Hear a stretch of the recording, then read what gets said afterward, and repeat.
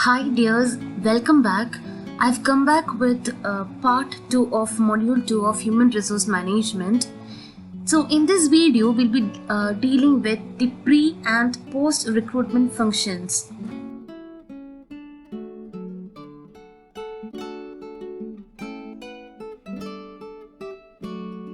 The first topic that we have here is the organizational structure. So organizational structure is how the organization is structured in an orderly manner. An organization structure is a system that outlines how certain activities are directed in order to achieve the goals of an organization. These activities can include the roles and responsibilities. The organizational structure also determines how information flows between the levels within the company. For example, in a centralized structure, decisions flow from top to down, while in a decentralized structure, decision-making power is distributed among various levels of the organization. Having an organization structure in place allows companies to remain efficient and focused. So here you can see in her textbook a definition by Robbins.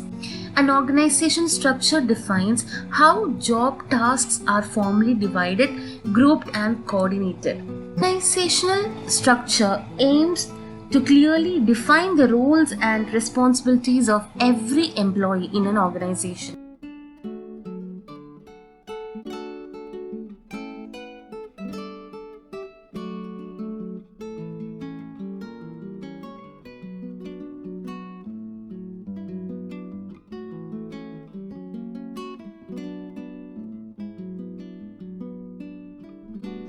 There are certain features of a good organization structure like simplicity, flexibility, clear line of authority, application of ultimate responsibility, proper delegation of authority example. And also you can find certain elements of organization structure in your textbook, which is not that important, but you can go through them. Now here we'll be dealing with the types of organization structure. You can find here about 6 types of organization structure. First one is line organization, line and staff organization, functional organization, divisional organization, project organization and metrics organization. So we can go through each one of them in the next slide.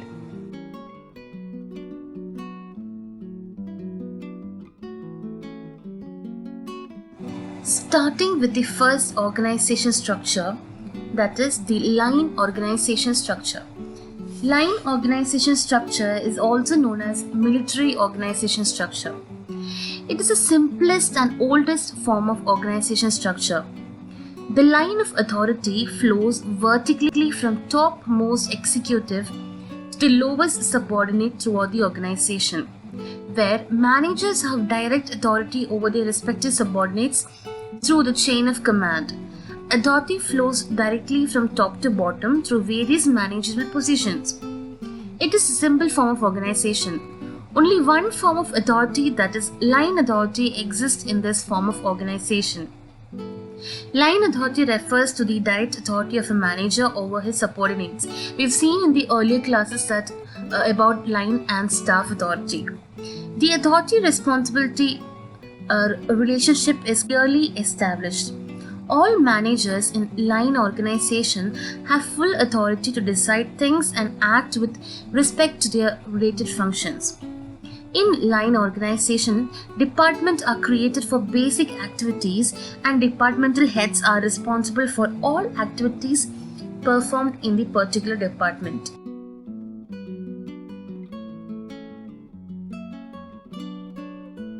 The second type that we have is the line and staff organization structure. In this type of organization structure, 2 types of authority relationship exist. You can see in the figure also, 2 lines represents the first one is the line authority and the staff authority.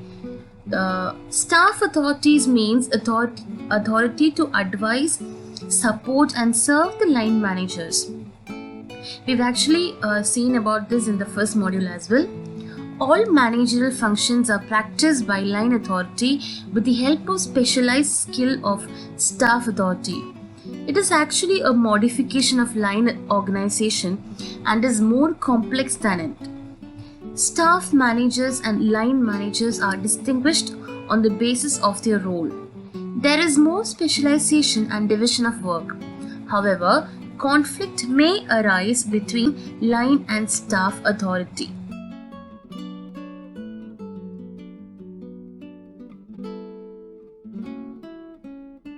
The next type of organization structure is the functional organization structure. A functional organization is one of the most common type of organization structure. This is where the organization is divided into smaller groups based on its special functions such as IT, finance, HR, or marketing. This departmentalization allows greater operational efficiency because the employees have their skills and knowledge to be shared within the group. The basis of this functional organization structure is an arrangement where a worker has different managers for different areas of the organization operation. Since this type of structure has many departments, it could also have several reporting structures as well. In a functional organization structure, the reporting relationships are grouped based on the specialty or functional area.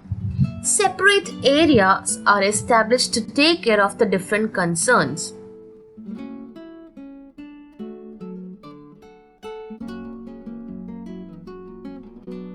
The next type is the divisional organization. So, divisional organization structure splits employees into segments that correspond to particular products, services, or markets. Each division enjoys some degree of autonomy, complete with functional units such as operations, personnel, marketing, and research and development departments designed to focus on particular markets and product lines. This organization structure is suitable for businesses that operate chain stores and subsidiaries within the country and internationally. A divisional organization structure gives the larger business enterprise the ability to segregate large sections of the company's business into semi-autonomous groups or semi-independent groups. While generally better suited to large organizations, in some circumstances, this formal structure may also benefit a smaller business. In all cases, groups are mostly self-managed and focused upon a narrow aspect of the company's products or services. As with any organization structure, divisional organization, they also have both strengths and weaknesses. A divisional organization structure usually consists of several parallel teams focusing on a single product or service line. Example of a product line are the various car brands under General Motors or Microsoft software platforms. One example of a service line is Bank of America's retail, commercial, investing and asset management arms. Unlike departments, divisions are more autonomous, each with its own top executive, often a vice president, and typically manage their own hiring, budgeting, and advertising. Though small businesses rarely use a divisional structure, it can work for such firms as advertising agencies, which have dedicated staff and budgets that focus on major clients or industries.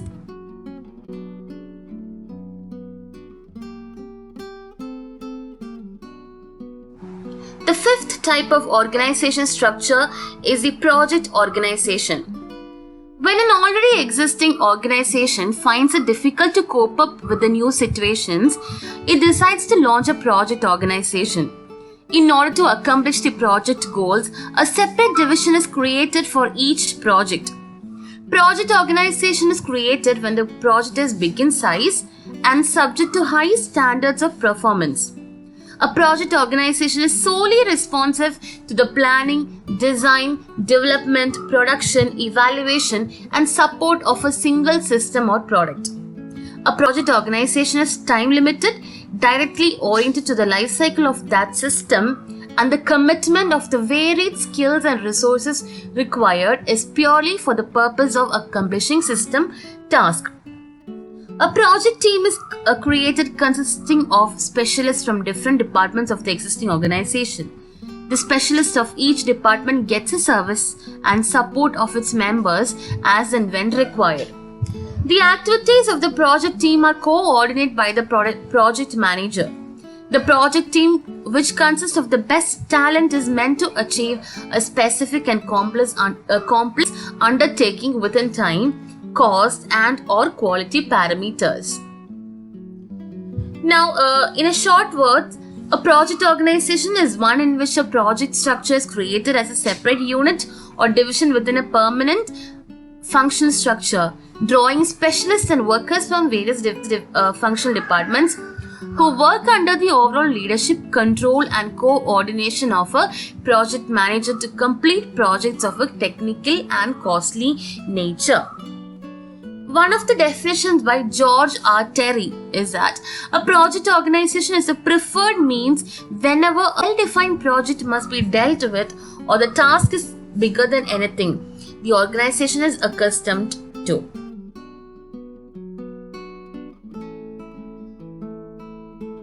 The final type of organization structure is the matrix organization structure.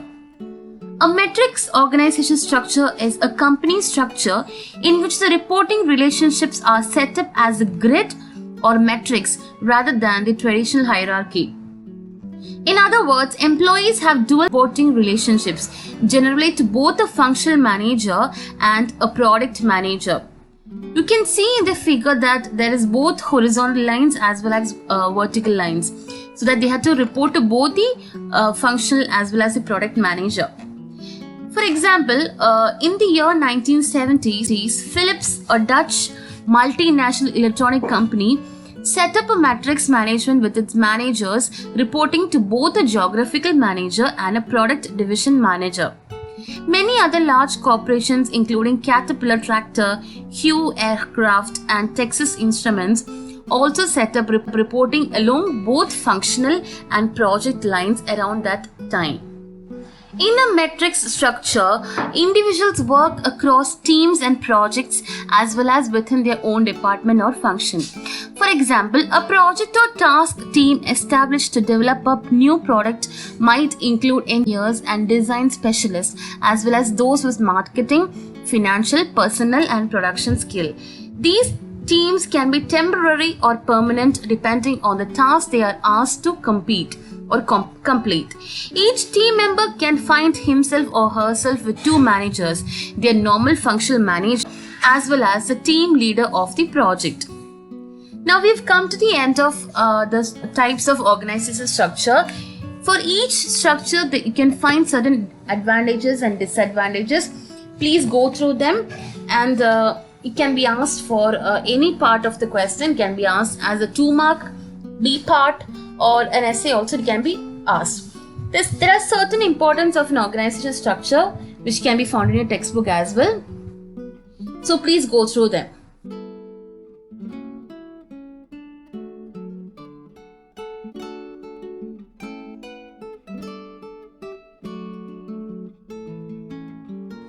Human resource planning.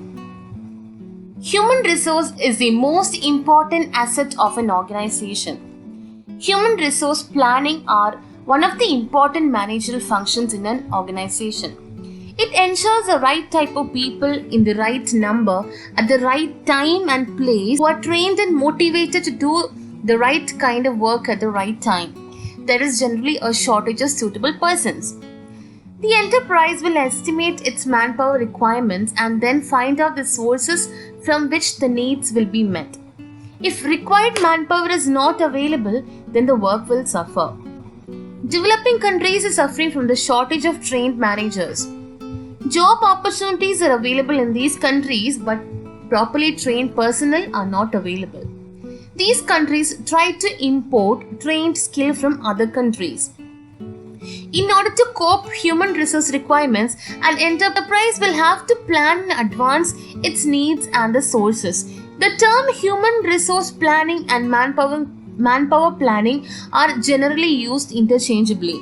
Human resource planning is not a substitute for manpower planning. Rather, the latter is a part of the former. That is, manpower planning is integrated with human resource planning. According to Bulla and Scott, human resource planning is a process for ensuring that human resource requirements of an organization are identified and plans are made for satisfying those requirements. Through planning, a management strives to have the right number and the right kind of people at the right place at the right time to do things which result in both the organization and the individual receiving the maximum long-range benefit. Some of the nature of human resource planning or HRP is that it is a continuous activity. It has clearly specified objectives. It assesses the staff requirements, maintains an inventory of existing human resources, balances supply and demand equation. It develops a positive work environment, and it helps in formulating different kinds of policies for an organization. Then what is the need for HRP in an organization? It helps in balancing employment-unemployment situation. Then there are certain technological upgradation. Then changes in organizational environment, diverse workforce, skill shortages, government interference, judicial regulations, etc.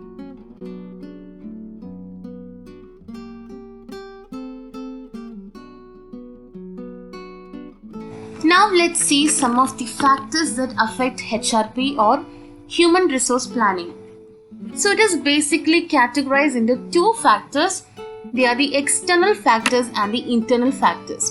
So as you know, external factors are those factors which externally influence the human resource. So they include legislative provisions, level of economic development, business environment, technological advancements, and global influence. So let's see one by one. Starting with the legislative provisions. So legislative is all about rules and regulations. So how does the regulatory framework have an influence in or is a factor that affects HRP? The regulatory framework shall have an influence on the HRP. Like there are countries that are highly regulated by the government like India, whereas there are economies that have low governmental interference like US. Recently, with most of the BPO jobs relinquishing the US shores, the government attempted to take those jobs back to US. So basically these legislative provisions is all about the laws and reservations and rules and recruitment policies, etc. Then comes the level of economic development. So what is the economy? The prevailing economic conditions have an influence over the human resource planning. An economy like India with high GDP growth rate, a huge growing market shall mean more jobs. While presently, troubled economies like the US, Greece with very high debt load, very low growth facing double-dip recessions may mean lesser jobs and more separation programs. So, human resource development in the country is determined by the level of economic development. This will help to determine the future supply of human resources. Then, business environment is another factor. So, it includes whether business is located about finding sufficient and appropriate staff or changes to the environment that mean a need for more or fewer employees. A simple example of environmental factor affecting HRP is that the consideration of how employees get to work safely during extreme weather. The firm's plan may need to include the possibility of telecommuting to keep everything going. So basically this business environment is divided into both macro environment and micro environment. Micro is all about inside the business and macro will be the outside of the business, all those government policies and rules and regulations, all that. So these are the factors that can influence HRP. Then comes the technological advancement. The next one is the technology. Technology has today pervaded virtually into every industry. We live in a knowledge economy and almost everything is driven by technology. This has in turn necessitated development and replenishment of new skill sets in people. Employability has become a factor only because today almost every industry looks at the readiness of the people entering their companies in terms of technology. This has impacted the demand of human resource, making it more type dependent rather than being number driven as in the past. So technology, like they bring new skill requirements, so companies always need to be aware of proficiency and training needs when planning human resources. New products and services also may require recruiting highly employees or training existing employees to meet the needs. The next one is the global factors or the international factors. International factors include the international factors like the demand for resource and supply of human resources in various countries and all those factors. That is all about the external factors that affect the HRP. Now we can have a look at the internal factors. So first one is the firm's plans and guidelines or the company's policies and strategies. Companies' policies and strategies relating to the expansion, diversification, alliance, etc. determines the human resource demand in terms of quality and quantity. Then comes the rules and regulations for human resources, that is, human resource policies. Human resource policies of the company regarding quality of the human resource, compensation level, quality of work life, etc. will influence the human resource plan. Now comes the job analysis. So fundamentally, human resource plan is based on job analysis. Job description and job specification determines the kind of employees that are required. Now comes the perspective of the time frame or the time horizons. Companies with stable competitive environment can plan for the long run, whereas the firms with unstable competitive environment can plan for only short-term range. Now comes the reliability and credibility of information. Any planning process needs qualitative and accurate information. This is more so with human resource plan, strategic, organizational, and specific information. Now this is all about the factors that influence the human resource planning. You can find more factors in your textbook. I've taken only 5 from each of both.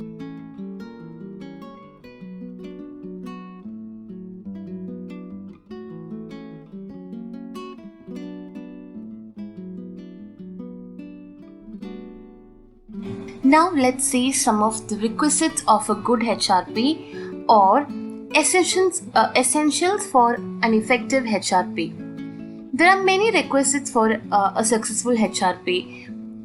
It must be recognized as an integral part of corporate planning. The support of top management is essential. There should be some centralization with respect to HRP responsibilities in order to have coordination between different levels of management. Organization records must be complete, up to date, and readily available.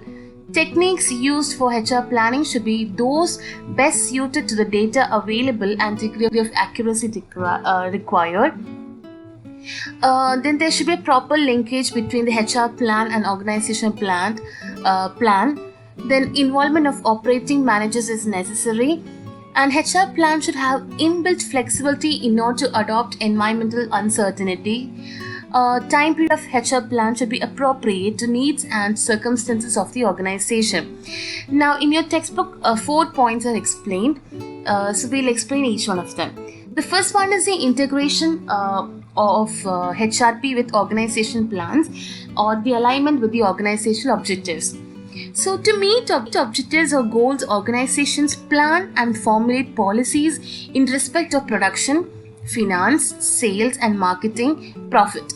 The HRP should be integrated with the overall business planning of the organization. Human resource requirement in every function of the organization should be adequately planned. The next essential for an effective HRP mentioned in your textbook is the support from top management. Human resource planning is impossible without full backing up of the top management. HR manager possesses staff authority. He can advise, but implementation rests with top management. Then comes a suitable time period. Now, human resource planning should be formulated for an appropriate time period depending upon the changing needs of an organization as well as the employees working in that organization. Then comes a skill inventory. The organizations should have proper records of information related to employees' education, experience, skills, previous job performances, salary, current work performance, etc. before filling up for the future vacancies. Now, equal importance should be given to both the quality and quantity of workforce so that the most appropriate candidate is selected for the required job.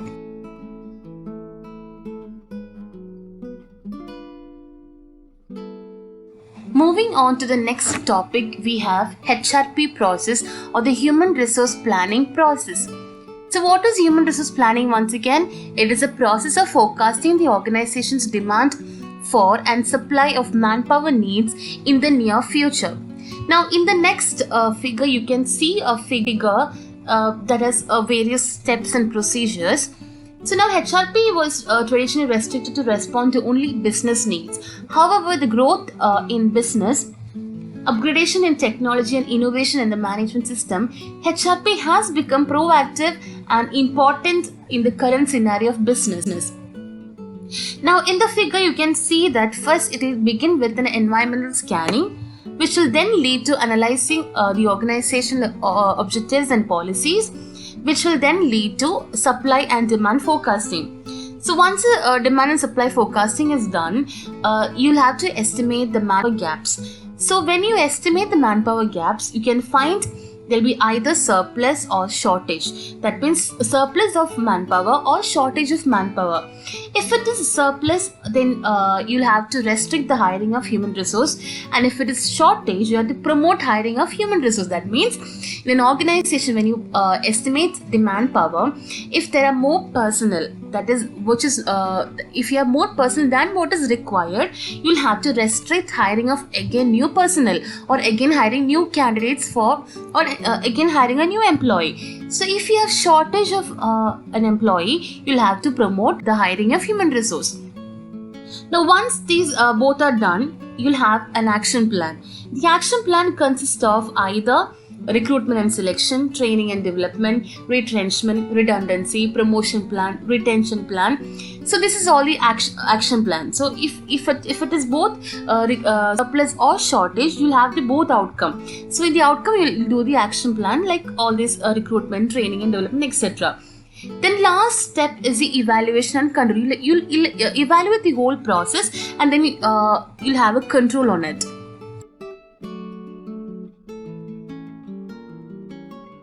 Now here is the figure of the HRP process. Let us begin with the environmental scanning. It refers to the systematic monitoring of the external forces influencing the organization. The following forces are essential for pertinent HRP, like the economic factors that includes general and regional conditions, technological changes, demographic changes including age, composition and literacy, political and legislative issues including laws and administrative rulings, social concern including child care, educational facilities and priorities. By scanning the changes that will affect an organization, managers can anticipate their impact and make adjustments early. The second step in the HRP process is the organizational objectives and policies. HR plan is usually derived from the organizational objectives. Specific requirements in terms of number and characteristics of employees should be derived from organizational objectives. Once the organizational objectives are specified, communicated and understood by all concerned, the HR department must specify its objective with regard to HR utilization in the organization. Now the third step is the HR demand forecasting or the demand forecasting for manpower planning. Demand forecasting is the process of estimating the future quantity and quality of people required to meet the future needs of the organization. Annual budget and long-term corporate plan when activity into activity from the basis for HR forecast. For example, in the case of a manufacturing company, the sales budget will form the basis for production plan, giving the number and type of products to be produced in each period. This will form the basis upon which the organization will decide the number of hours to be worked by each skilled category of workers. Once a number of hours required is available, organization can determine the quality and quantity of personnel required for the task. Demand forecasting is influenced by both the and external factors. External factors include the competition, economic climate, laws and regulatory bodies, changes in technology and social factors, whereas internal factors are budget constraints, production level, new products and services, organizational structure and employee separations. Demand forecasting is actually essential because it helps the organization to quantify the job, to determine the nature of staff mix required in the future, to assess appropriate levels in the different parts of the organization, to prevent shortages of personnel where and when they are needed by the organization, and to monitor compliance with legal requirements with regard to reservation of jobs. You can find various techniques of demand forecasting in your textbook. You already learned in the economics also. So please go through them. Don't ignore them, but if at all they're asking for demand forecasting techniques, you can answer them. Then comes the HR forecasting. Supply forecast determines whether the HR department will be able to procure the required number of workers. Supply forecast measures the number of people likely to be available from within and outside an organization after making allowance for absenteeism, internal movements and promotions, and changes in hours and other conditions of work.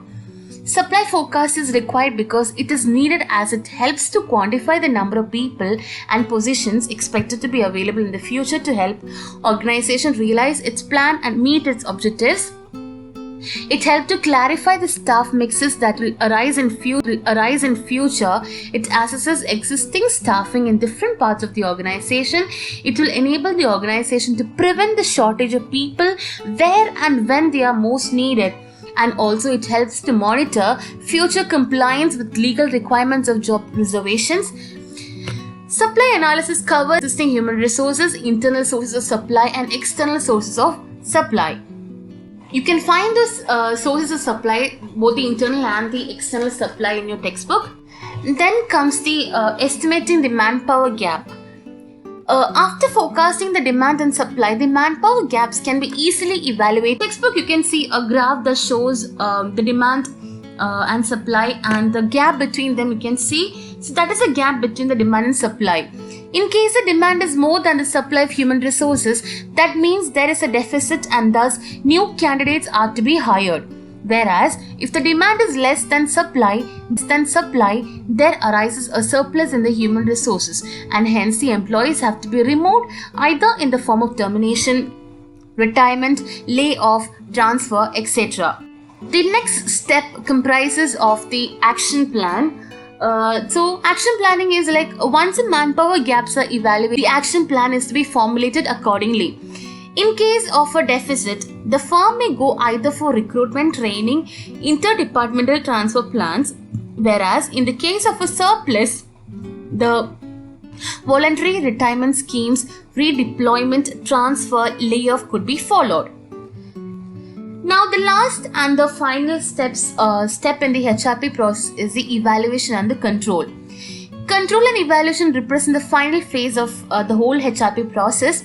All HR plan include budget, targets and standards. The achievement of the organization will be evaluated and monitored against the plan. During this final phase, organization will be evaluating on the number of people employed against the established and on the number recruited against the recruitment targets. Evaluation is also done with respect to employment cost against the budget and wastage accrued so that correction can be taken in the future.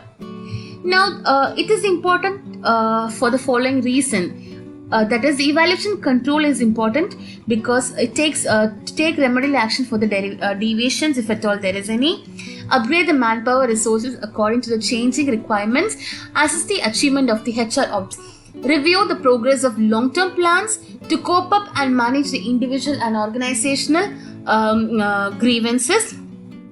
Now, an example is given in your textbook. The evaluation process of the organization can help in determining some very important aspects such as turnover cost, productivity data, workforce reduction, etc.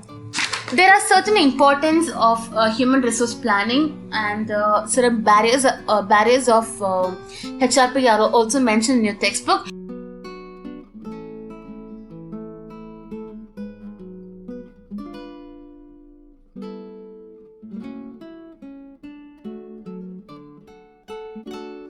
Recruitment.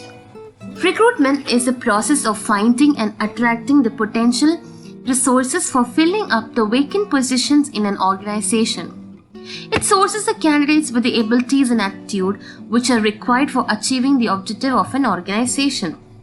And recruitment process is a process of identifying the job vacancy, analyzing the job requirements, reviewing applications, screening, shortlisting, and selecting the right candidate. Recruitment is a positive process of searching for prospective employees and stimulating them to apply for the jobs in the organization. When more persons apply for jobs, then there will be a scope for recruiting better persons. The job seekers too, on the other hand, are in search of organizations offering them employment. Therefore, recruitment is a linkage activity bringing together those with jobs and those seeking jobs. In simple words, the term recruitment refers to discovering the source from where potential employees may be selected. The scientific recruitment process leads to higher productivity, better wages, high morale, reduction in labor turnover, and enhanced reputation. It stimulates people to apply for jobs, hence it is a positive process.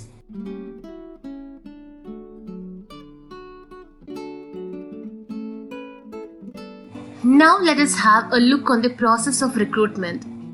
This recruitment process involves different activities through which competent potential candidates are searched as specified by HRP, job description and job specification.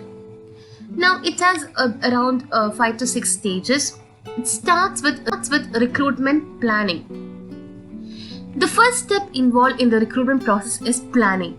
Here, planning involves to draft a comprehensive job specification for the vacant position, outlining its major and minor responsibilities, the skills, experience, and qualifications needed, grade of pay, starting date, whether temporary or permanent, and mention of special conditions, if any, attached to the job to be filled. So it is the initial step of the recruitment process, and it also involves like the number of contacts and the type of contact. The number of contact is that organizations always intend to attract more than the required candidates, as they want to make the best choice out of larger number of candidates. Then the type of contacts includes like the people to be made aware about the job vacancies according to the job description and job specification. Then comes the identifying the recruitment sources from where all the people can come. So once a recruitment plan is finalized representing the number and type of potential candidates, they must be attracted in such a way that they offer themselves for employment. Hence, it is essential to identify the sources from which these candidates can be attracted. It can be like from the newspaper or any other, can be by using the internet, or whatever sources can be used. Then comes contacting sources. So, after final decisions of sources of selecting the potential candidate, the procedure of contacting these sources is initiated. That means all these contacts will be contacted, and recruitment is actually a two-way process, and there are mainly two parties, that is the recruiter and the recruitee. Based on the information about the candidate, recruiter can select the candidate. Similarly, the recruitee, on the basis of the information about the organization, take the decision to join the organization or apply somewhere else. So it is a two-way process. Then comes the application pool. The final aim is to attract more and more candidates. Why? Because they want the best choices made. And the organization starts receiving applications from potential candidates as soon as the sources of recruitment are contacted. The type of organization, the kind of jobs, and the conditions in specific HR market determines the number of applications. Then comes the selection process. It is the process of classifying applicants in order to hire those who are more competent for the job. So, all these candidates will be categorized in a different category and they'll be selected based on their qualification. Selection is actually negative process in which some candidates will be ruled out and only the qualified or the appropriate candidates will be selected out. And then comes the evaluation control. So what is evaluation control? Evaluation control is the last stage in the process of recruitment. In this process, the effectiveness and the validity of the process and methods are assessed. See, recruitment is a costly process. Hence, it is important that the performance of the recruitment process is thoroughly evaluated. The costs incurred in the recruitment process are to be evaluated and controlled effectively. They include the salary to the recruiters, advertisement costs, administrative expenses, overtime and outstanding costs incurred in recruiting suitable candidates for this final selection process, time spent by the management and the professionals in preparing job descriptions, etc.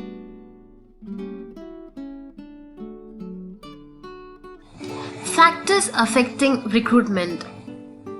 There are two main factors that affect the recruitment process. The first one is the internal factors and the external factors. Let us have a look on the internal. The internal factors consist of around 5 factors. The recruitment policy, human resource planning, size of the firm, cost of recruitment, and growth and expansion. Let's see one by one.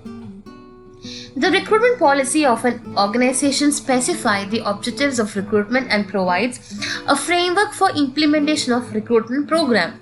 It may involve organizational system to be developed for implementing recruitment program and procedure by filling up vacancies with best qualified people. Then you have the HRP or the human resource planning. Effective human resource planning helps in determining the gaps present in the existing of the organization. It also helps in determining the number of employees to be recruited and what qualification they must possess. Next is the size of the firm. The size of the firm is a very important factor in recruitment firm. If the organization is planning to increase its operations and expand its business, it will think of hiring more personnel, which will handle its operations. Next is the cost. Recruitment incur cost to the employer. Therefore, organizations try to employ that source of recruitment which will bear a lower cost of recruitment to the organization for each candidate. Next is the growth and expansion. Organizations will employ or think of employing more personnel if it is expanding its operations. Now let's have a look at the external factors that affect the recruitment. First one is the supply and demand. The availability of manpower both within and outside the organization is an important determinant in the recruitment process. If the company has a demand for more professionals and there is limited supply in the market for the professionals demanded by the company, then the company will have to depend upon internal sources by providing them special training and development programs. Next is the labor market. Employment conditions in the community where the organization is located will influence the recruiting efforts of the organization. If there is a surplus of manpower at the time of recruitment, even informal attempts at the time of recruiting like notice board requisition or announcement in the meeting, etc., will attract more than enough applicants. Next is the image or goodwill. Image of the employer can work as a potential constraints for recruitment. An organization with positive image and goodwill as an employer finds it easier to attract and retain employees than an organization with negative image.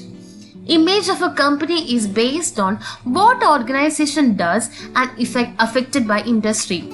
For example, finance was taken up by fresher MBAs when many finance companies were coming up. Next is the political, social, legal environment. Various government regulations prohibiting discriminations in hiring and employment have direct impact on recruitment practices. For example, Government of India has introduced legislations for reservations in employment for scheduled castes, scheduled tribes, physically handicapped, etc. Also, trade unions play a very important role in recruitment. This restricts management freedom to select those individuals who it believes would be the best performance.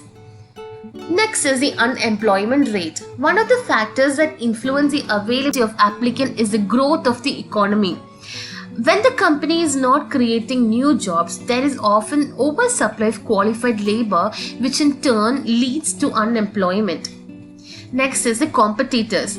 The recruitment policies of the competitors also affect the recruitment function of the organization. To face the competitions, many a times the organization have to change their recruitment policies according to the policies being followed by the competitors.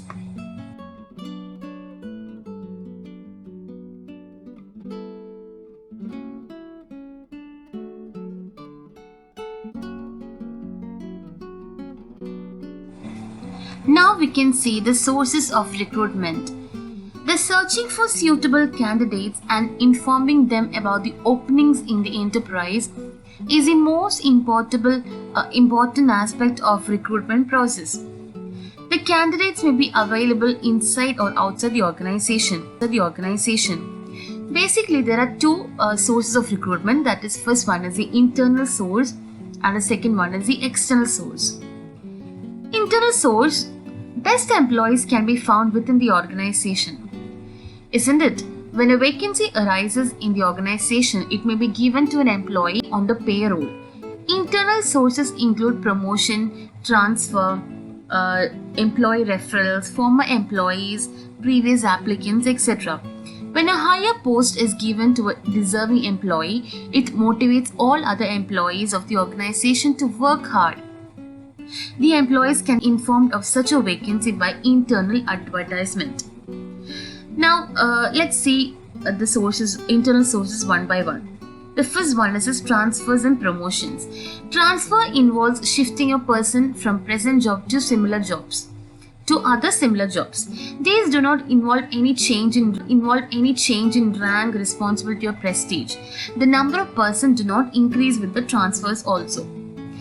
Promotion refers to shifting a person to positions carrying better prestige, higher responsibilities, and more pay. The higher positions falling vacant may be filled up for organization. A promotion does not increase the number of persons in the organization. A person going to get a higher position will vacate his present position. Promotion will motivate employees to improve their performance so that they can also get promotion.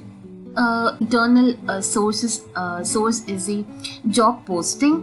It is actually an in-house method of recruitment in which certain notices are placed on some important places of the organization, such as the canteen, elevators, or any other important areas in the organization, so that the employees will have can notice in a better way. And the employees are provided with a large amount of time to apply for the available jobs. So this is job posting. The next internal source is the employee referrals.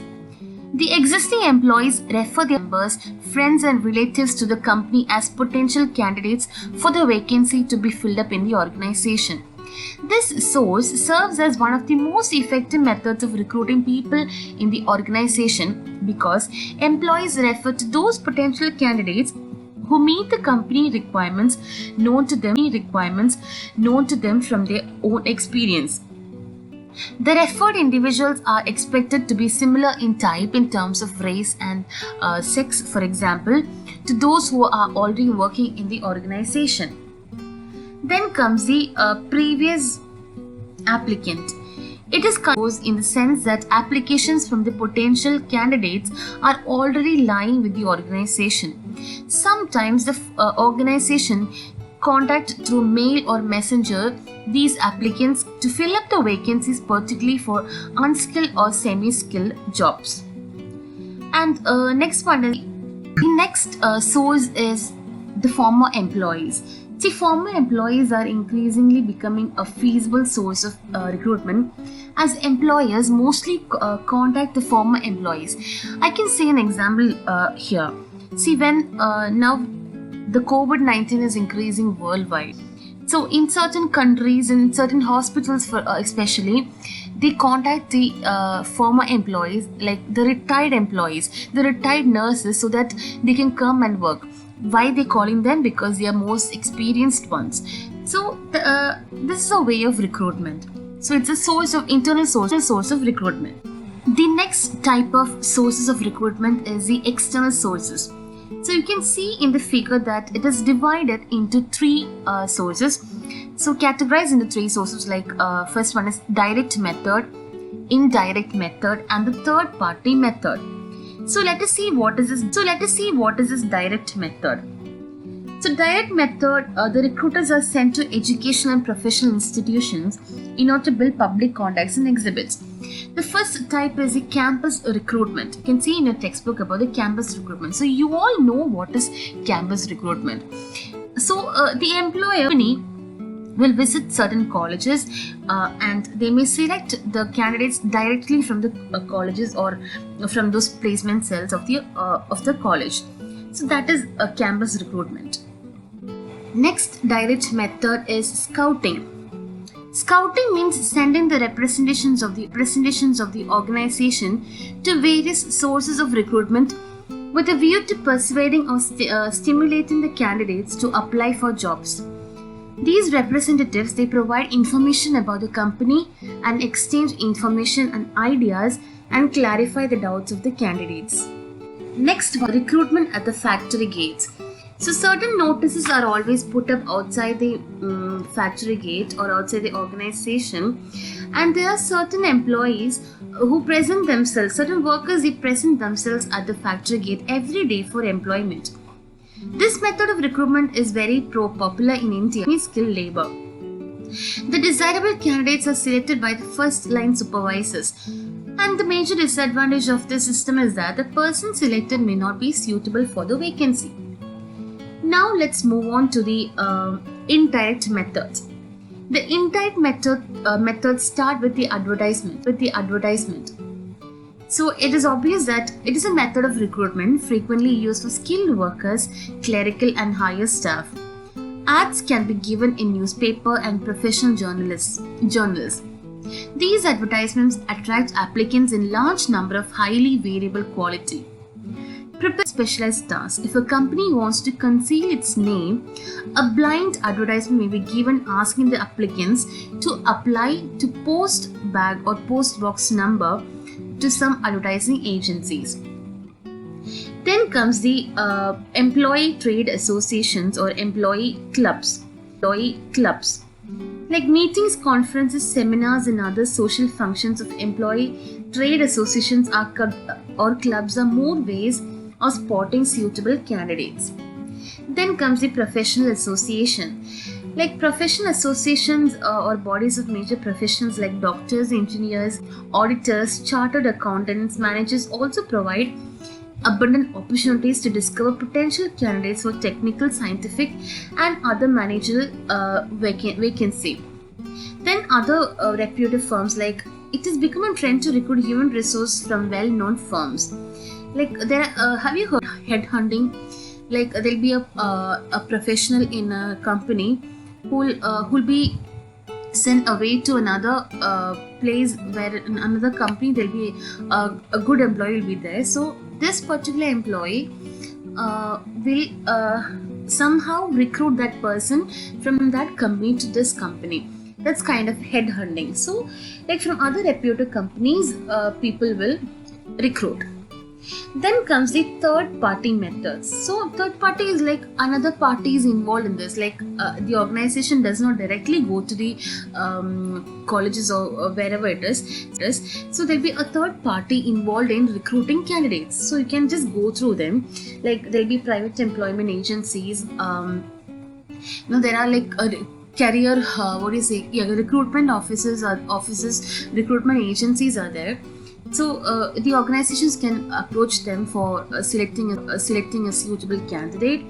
Then state or public employment agencies are there. Schools, colleges, and professional institutions. So they can give like instead of the organization going to the colleges can go to the organizations and apply for their students. then trade unions, casual labor, or applicants at the gate. Then unconsolidated applications. That is actually there are certain job posts for which small numbers of candidates apply. In such a case, organizations can search the application forms of those candidates who have approached the organization for the vacancies available by their own efforts. So, like for small candidates only, unconsolidated applications are there. And then another voluntary organizations, computer data banks, etc., or certain other third-party source of method. So there are certain merits and demerits for both. All the indirect method as well as the direct methods. Internal sources and external sources.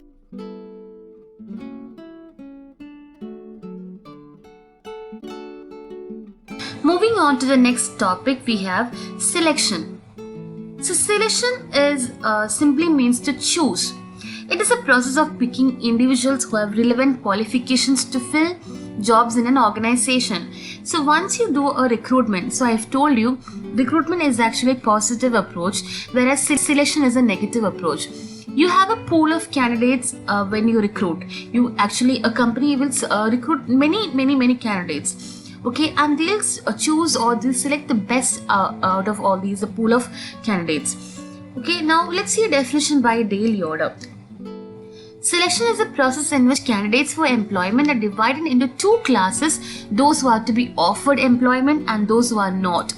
Selection means a process by which qualified personnel may be chosen from applicants offering their services to the organization for employment. The basic purpose is to choose the individuals who can most successfully perform the job from the pool of qualified candidates. Now, why is selection important in an organization? Selection actually will help in selecting the suitable candidate.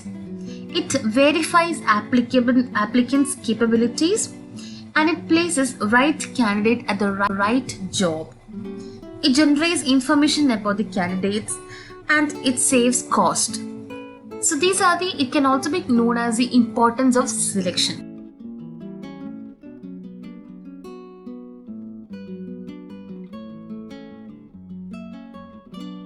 Let us move on to the selection process. So selection process is it screens candidates according to a progressive series of steps designed to eliminate those who in some ways are unsuitable.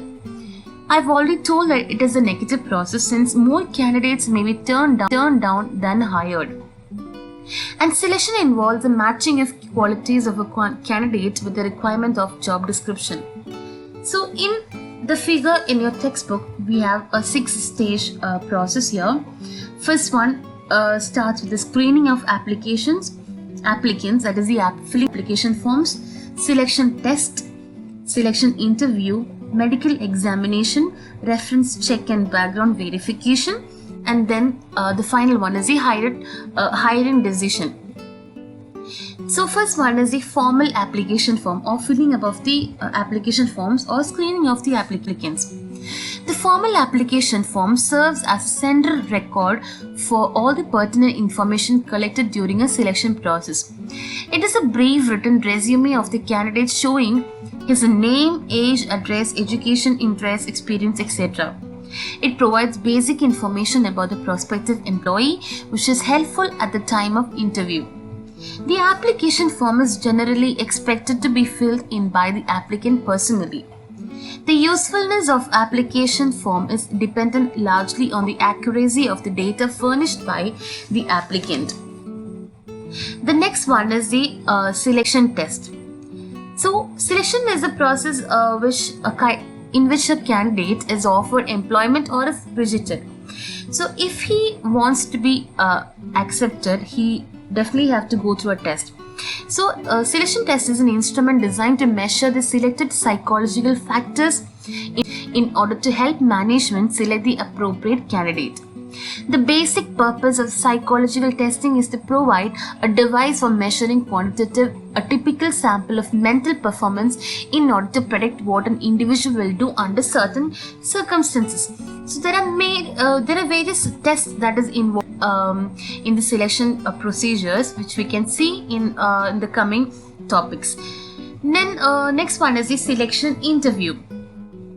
Interview is an attempt to secure attention and gather maximum amount of information from the applicant concerning his or her suitability for the job under consideration. Interview is conducted to measure the applicant against the specific requirements of the job and to decide whether he will be a good fit or not. Some of the personality traits, for example, looks, manners, conversation skills, etc., can be judged only through an interview. And then comes the medical examination. So, physical or the medical examination is carried out to ascertain the physical fitness of an applicant for a job. It can vary from a very comprehensive examination and matching of an applicant's physical ability to his job requirements to a simple check of physical appearance and well-being. It usually has at least 3 basic objectives: to ascertain if the applicant can meet the physical demands of the job, to provide a record to protect the organization against claims for previously incurred injuries, and to prevent communicable diseases from entering the organization. And then finally, when a candidate who is found physically fit, he or she is moved to the next stage. And then comes the reference check. So, reference check, the applicant's previous employer may provide useful and reliable information about the applicant. Therefore, the personnel department conducts background checks of the applicant and reference provided by them. It may be done through a telephone call or a mail. So this can involve, like, the organization can search the the candidate for if at all he's got any police case or any other situation, that situations is got. So through reference check and background check, the organization, the employee can make sure that he's fit for the organization. And then comes the last one, that is the hiring decision. Hiring decision or the approval by the supervisor or approval by the higher authority. A final approval by the immediate supervisor under whom an applicant has to finally work is very important. The supervisor has all the rights to accept or reject the applicant in the light of the immediate job requirement. And the line manager or the final hiring decision maker, he must be a good understanding between the line manager and the HR department so that the best candidate is selected. The successful candidate is given a job offer followed by an appointment letter. So this is all about the process of selection. Here we have the types of selection tests. So the employee selection tests are broadly classified into 5 types as under aptitude test, achievement test, situational test, and interest test and personality test. And they are further classified again. So we can see in the coming topics. So the first one is the aptitude test. So we have seen, we all know what is an aptitude test. You may also have written many aptitude tests like PSC, Bankochi, etc. So these tests aim at measuring if an individual has the capacity or talent or ability to learn a given job in case he is given adequate training. Now, different aptitude tests are as under. First one is the intelligence test. These tests, as evident from their name, measures the intelligent quotient of the candidate. In detail, these tests will measure the capacity for reasoning, word fluency, verbal comprehension, numbers, memory, and space. Other factors are such as digital span, forward and backward information known, comprehension, vocabulary, picture arrangement, and object assembly. This type is the mechanical aptitude test. So to evaluate the capacities of the spatial visualization, perceptual speed and knowledge of mechanical matter, mechanical aptitude tests are held. These tests are useful when selection is to be made of skilled mechanical employees, technicians, etc. The next one is a psychomotor test. These tests will measure the abilities like manual dexterity, motor ability, and mind and coordination of candidates. These tests are of great use to select semi-skilled workers for repetitive operations like packing, watch assembly, etc. Then comes the clerical aptitude test. Specific capacities that are involved in office work are measured through this test. This test includes the items like spelling, computation, comprehension, copying, word measuring, etc. Now the second category is the achievement test. These tests are conducted in case it is claimed by the applicants that they know something as extraordinary as such. These tests are concerned with what one has accomplished. These tests are more useful to measure the value of specific achievement when an organization employs experienced candidates. And it is categorized into two phases. Like first one is a job knowledge test. It is a test under which a candidate is put under test in the knowledge of a particular job. For example, if a junior lecturer applies for the job of a senior lecturer in commerce, he may be tested in job knowledge where he is asked questions about the various principles of the subject that he is dealing with. Like it can be an accountancy, banking, business management, etc. Then comes the work sample test. This is the second phase under which a portion of the actual work is given to the candidate as a test, and the candidate is asked to do it. To illustrate, in case the candidate applies for a post of lecturer in management, he may be asked to deliver a lecture on management information system as a work sample test. So this is an example. So when it is job knowledge test, it is like the candidate is put on a test whether he knows any what all knowledge he's got about the particular subject. So work sample test is like he will be actually given to deliver a lecture on whatever subject that he's going to deal with. So that's the difference. Then third category is a situational test. This test makes evaluation of a candidate in a similar real-life situation.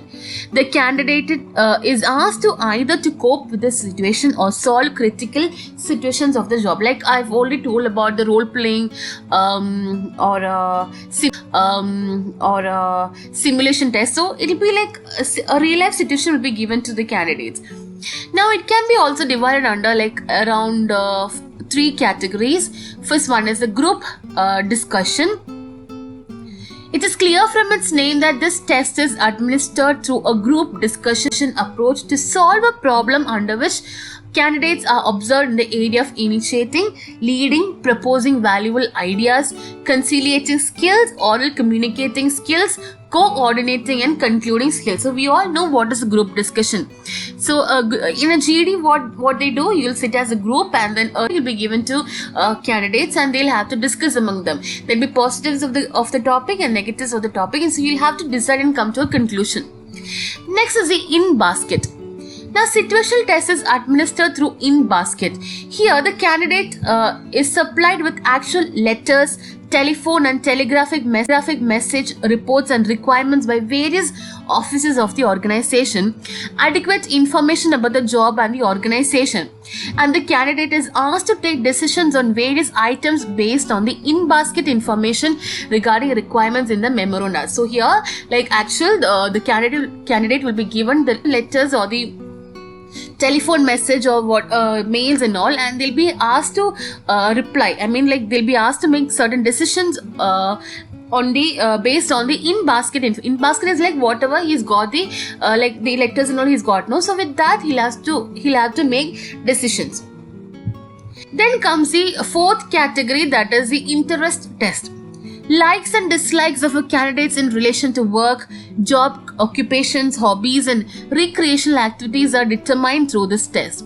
The objective of this test is to find out whether a candidate is interested or disinterested in the job for which he is a candidate, and to find out in which area of a job, range, occupation that he is interested in.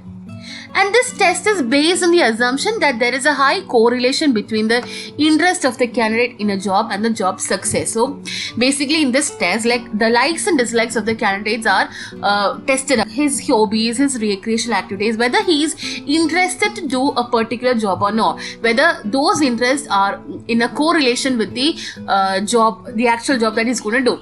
And this has a relation to the job success, because if the candidate is interested to do a particular job, then obviously he'll do it in a in a more appropriate manner, in a dedicated manner, so that there'll be obviously a job success. The fifth category is the personality test. Personality test aim is that to evaluate the whole personality of the candidate, such as his emotional reactions and maturity and characteristics mood. They are expressed in such traits like self-confidence, emotional control, optimism, decisiveness, sociability, conformity, objectivity, patience, fear, distress, initiatives, judgment, impulse. So all these factors are tested upon. Now there are two kinds of personality tests. The first one is the objective test and the next one is a projective test. In an objective test, it is suitable for group testing and can be scored objective. So it will be basically in an objective manner. And the projective test is like candidates are asked to project their own interpretation of certain standard stimulus situation basing on ambiguous pictures. Ambiguous is like not clear pictures, like unclear pictures, figures under these tests. So these are all the personality tests, the types of selection test.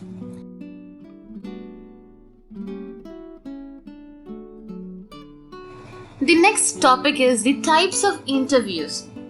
So the types of interview is broadly classified into three types. The first one is the preliminary interview, core interview and the decision making interview.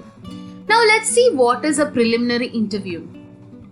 So in a preliminary interview, it's the first step of selection process. Its purpose is to eliminate totally unsuitable candidates in the very beginning of the selection process. So how does this work out is that they'll have a conversation between the candidate and the personnel manager regarding the basic aspect of the job, such as the job characteristics, working conditions, salary and other benefits. So once the conversation is over, the manager will have an idea about the candidate and he will select only the suitable candidate, and it will be like a negative process in which he'll rule out many other candidates who are unfit for the particular job. So it is categorized into two types. That is, the preliminary interview is categorized into informal interview and unstructured interview. So what is an informal interview? Informal interview, it may take place anywhere. Usually when staff is required urgently on some specific job, this type of interview is conducted. Informal interview is not at all a pre-planned and scheduled interview. Informally, the questions are asked to the candidate and the candidate will answer those questions. The next type is the unstructured interview. It is also known as unguided interview, as it is a non-planned interview. So it is also known as it is designed to let the interviewee speak his mind freely. That is, the candidate is allowed to speak freely. The idea is to give the candidate complete freedom to sell himself without the interruptions of the interview's questions. It is not directed by a predetermined list of questions. It is very flexible in nature and the candidate feels very comfortable and free. Full freedom is given to him or her to discuss and express his or her points of view and ideas. The basic objective of this type of interview are to find out the feeling, desire or problem of the candidate. The next broad category is a core interview. So in a core interview, an actual interview takes place, a serious kind of interview takes place. And it is generally a communication between the candidate and the line manager or the experts on different areas of job, knowledge, skills, talent, etc. And again, core interviews can be divided into certain categories. So first one is the background information interview.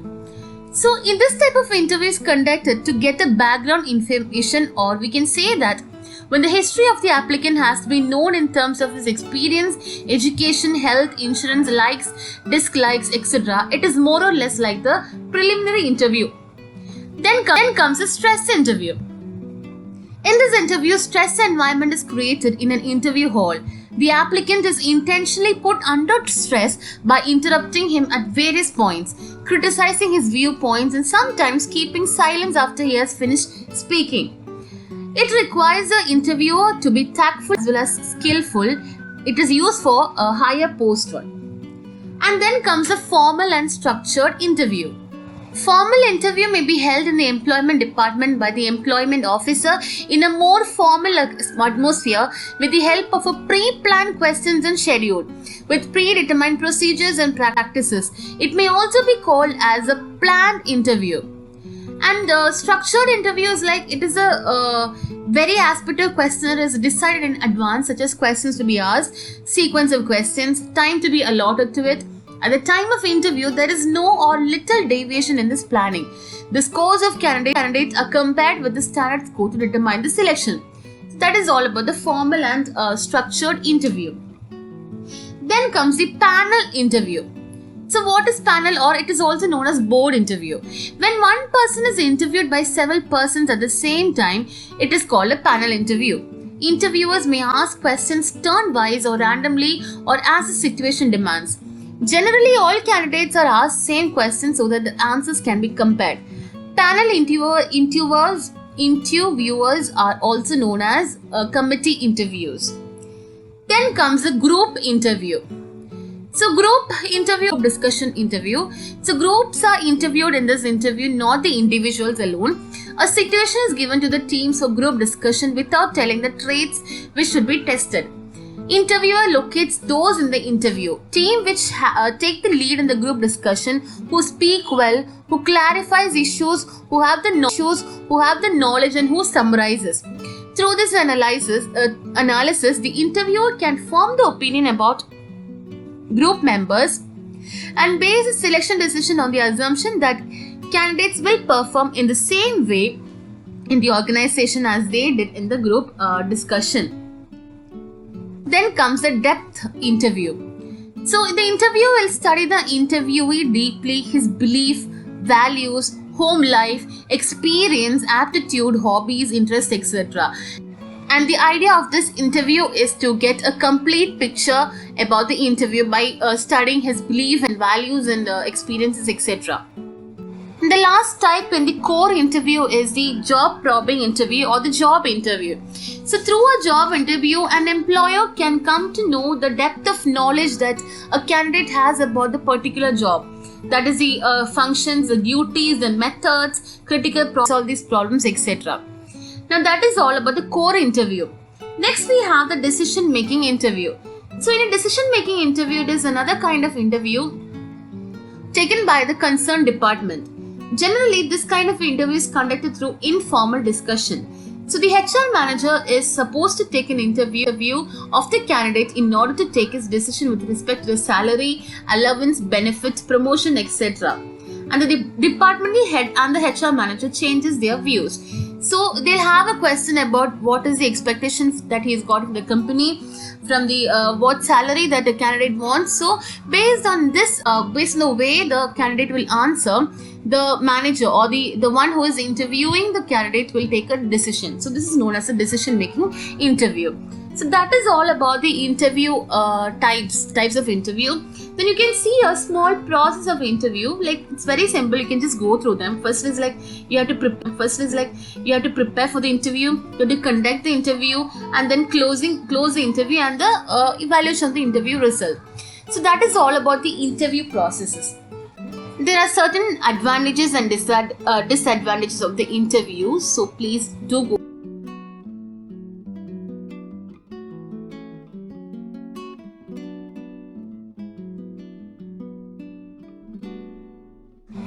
Now let's see what is salary negotiation. So what is a negotiation? So negotiation is a discussion that is aimed at reaching an agreement. So in a salary negotiation, two parties are involved. Who are they? They are the employer and the candidate. So there exists a salary negotiation window.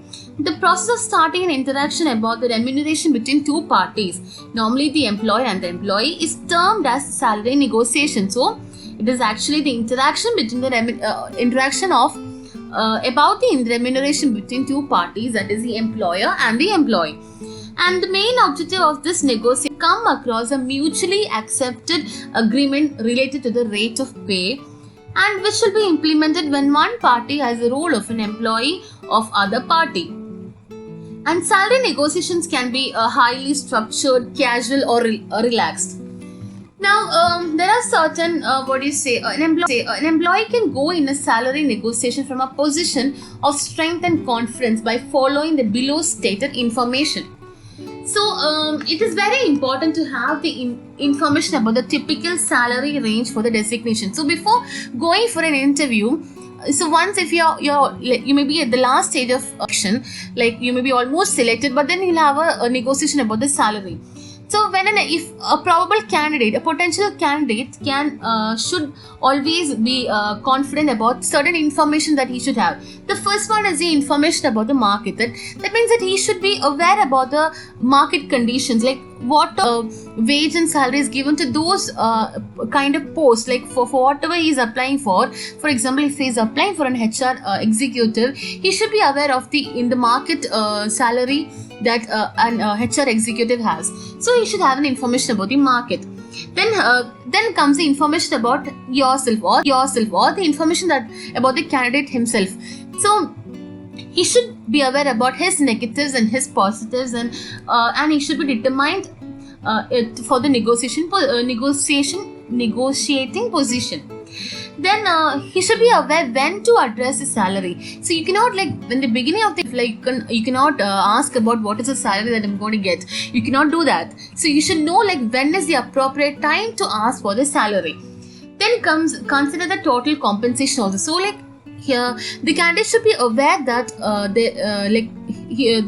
there'll be a cost to the company, and he should be when he's asking for a particular salary amount, he should be aware of the total compensation also.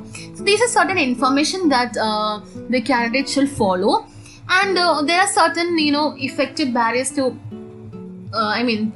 barriers to effective selections you can find in textbook. Please go through them. And in your model there is one topic, that is recruitment and selection differences. So this is kind of important question. It is a probable question for the university exam also. So please do go through them. It's very simple.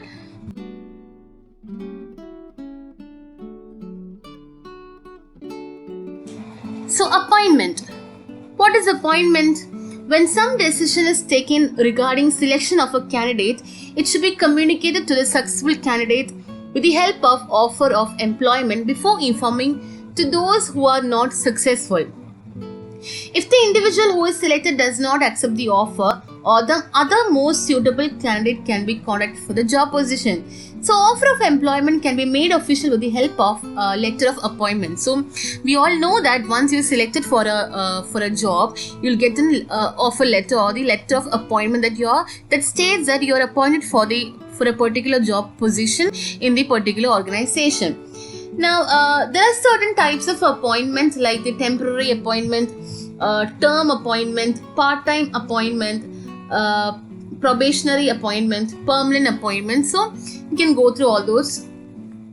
Also, you can find the content that should be there in the appointment letter, like the date of the appointment, the designation, the job profile, the job timing, compensation package, the terms of probation, post-probation period, rules and regulations, transfer or travel details, and the notice period.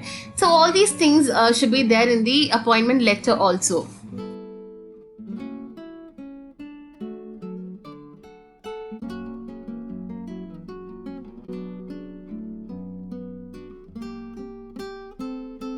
Induction. Induction is also known as the orientation. So you all know that when you came first to this college, you all given an orientation program. Like, you'll be made comfortable with the college environment. You had like training programs, etc. So in HRM, induction is the process of introducing a new employee to his or her job and organization and giving him all the necessary information required by him or her to start his work. The purpose of induction is to welcome a new employee and inform them about the organizational culture, introduce them to their team and co-workers, give them an understanding of their job, help them understand how their work will be connected to his co-workers, and inform him about the policies of the organization.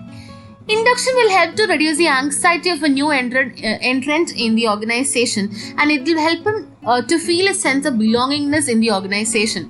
If the induction process is neglected, it may lead to confusion for the employees, wasted time, wasted resources, absenteeism, and turnover. So what is the purpose of induction in the organization? So it is actually a procedure for formally welcoming the employee. So in your orientation programs, you are formally welcome, right? Then comes the overcoming the initial uneasiness and hesitation. So many of you were very uneasy to come forward and talk. So because of this orientation, you were made comfortable. That uneasiness was over.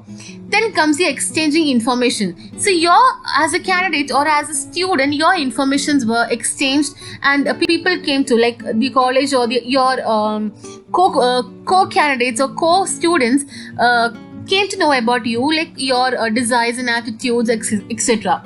So it is actually a kind of exchanging information. Then it assists the employees. It will help the employees in whatever necessary areas that they want to accustom to.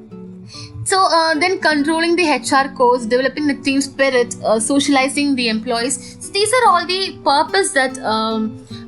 purpose of having an induction program in an organization.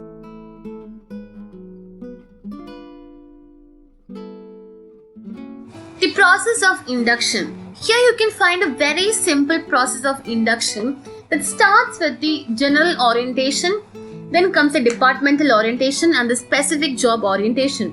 So what is the general orientation? So when you came to this college, you got a general orientation about what the college is about, and who all are the teachers, and you'll have the history about the college, etc. So in this stage, actually, employees are made comfortable enough in the general orientation. They are made aware of the history, the business objectives and processes of the organization. So, and he'll be taken for a visit of the whole organization for understanding the business process. And initially the classroom knowledge is given for a month, and after that he should be placed for their respective department as a trainee. So in order to know the process of the department. So then comes the departmental orientation. So in the departmental orientation, he'll come to know about the department, the activities of the department, and what all he has to do, what is his responsibility in that department. Okay, that is the departmental orientation. Then comes the specific job orientation. So here comes the main thing, that is for what he has applied for what position he has applied for, that job orientation he'll be getting. He'll be taught about, like, what is his job and how much he should do it, what is the target, etc. So about that is a specific job orientation. The employee needs to have the knowledge of the method used for a specific job. The responsibility involved in that specific work has been mentioned precisely to the newcomer along with the role expectation. And the superior, if at all necessary, should make use of a hand-holding approach to direct the individual on the job that he has to do. So that is all about the process of induction. Very easy, right? Then there are certain contents in the induction program, then requisites for an effective induction program. What are the benefits of the induction, and what barriers or the problems that is faced in an induction program? That please go through all those topics.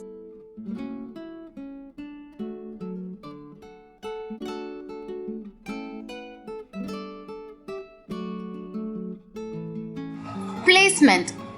The last step in the procurement of the employees is placing the selected candidates on the right job and introducing them to the organization. And it is the actual posting of an employee to a specific job. It involves assignment of a specific rank and job responsibilities to an individual. The placement decision is taken by the line manager after comparing the job requirements with the qualifications of the candidate. Now, it is very important for both the organization as well as the staff that each employee should be placed on a suitable job. While doing so, the factor to be considered is not only the suitability of the job to the individual, but the initial placement is always a problem because there is little knowledge about the new employee.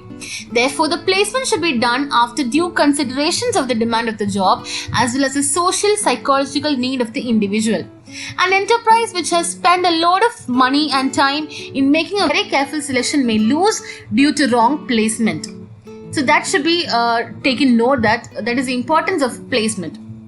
You can see a definition by Dale Yoder. The assignment of a particular job to a newly appointed employee is the placement.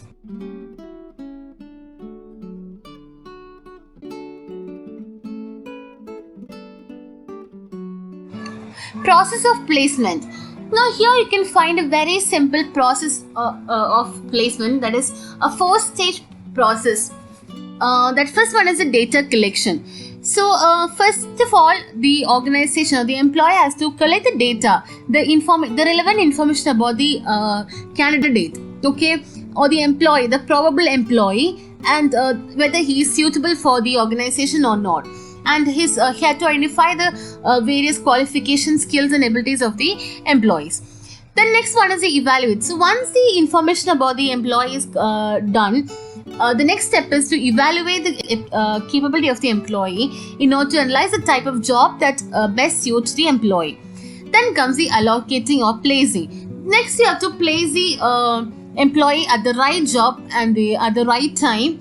So that is the allocation and placing. Then comes the control. So the organization should have a control on the whole process of placement. The final step in the procedure is controlling. This step involves measuring and observing the employee performance in that particular job. So there should be continuous control and evaluation of the employee as well. Now there are certain principles of placement, the benefits of placement and the problems or the barriers that are associated with the placement. And please go through them, it's very simple. With this we have come to the end of the part 2 of the second module, and thank you all.